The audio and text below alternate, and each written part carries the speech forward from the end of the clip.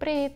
Я Ганна, я українка і ще я дипломована викладачка мов. Ким би не були ви багато чули про Україну останнім часом. Чи сміливість українського народу склалася історично? Чому можна повчитися в українців? Приготуйтеся до чудової подорожі до української душі.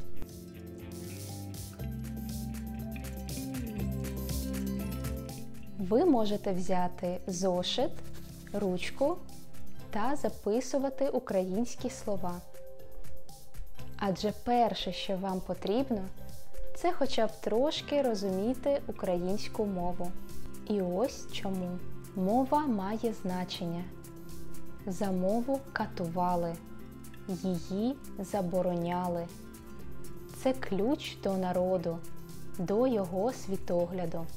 Деякі слова в українській мові не існують в інших мовах. Наприклад, слово «добродій» або «обіруч». Це означає, що українці, як і кожен інший народ, бачать світ по-своєму. Бути сміливим як українець легше зі знанням мови сміливих. Добре, ось ще один секрет. Вишиванка, насправді, це оберіг. Як вишитий рушник у давні часи оберігав українську хату, так сорочка-вишиванка оберігала людину від поганих людей, недобрих очей, заздрісних думок. Сорочки вишивали на комірці, на рукаві, понизу, щоб до людини не мало доступу все лихе і недобре.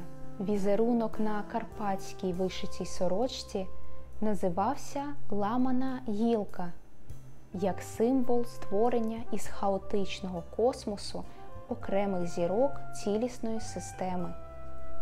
Крім того, там були і магічні знаки, символи води і сонця. Вода нагадує хвильку або згорнутого вужика, а сонечко вишивали у вигляді кола, віночка або 8-пелюсткової квітки.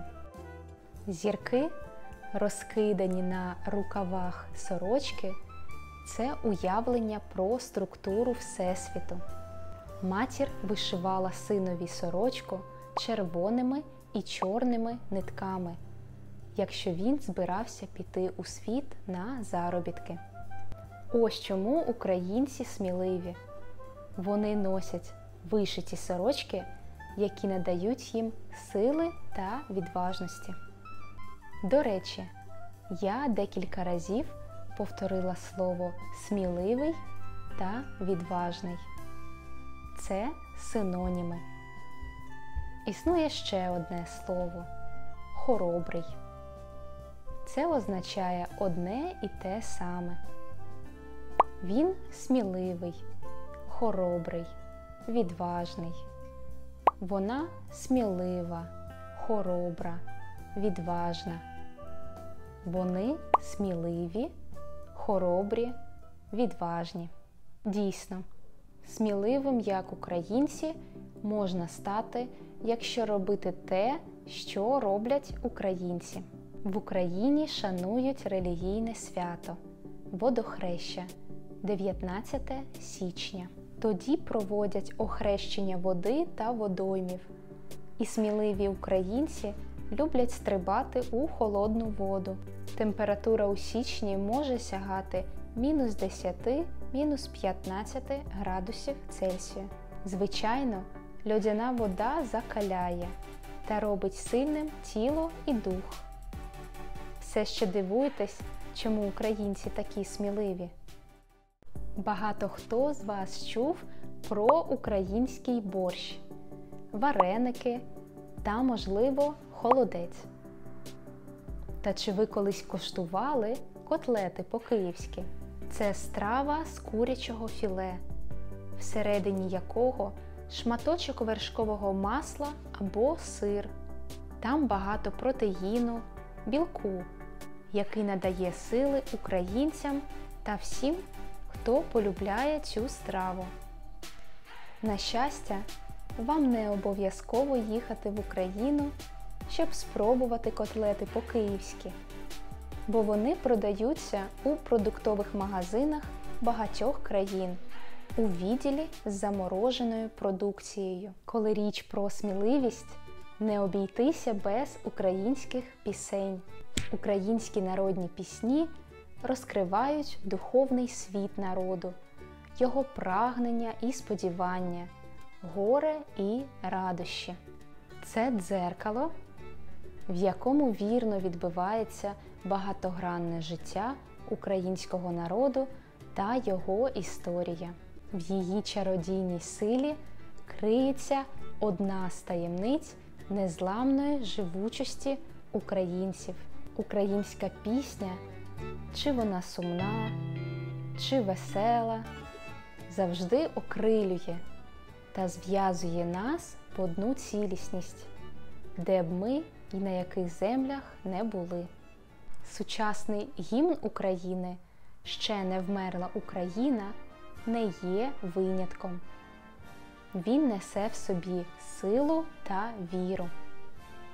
Згинуть наші вороженьки, як роса на сонці, співається там.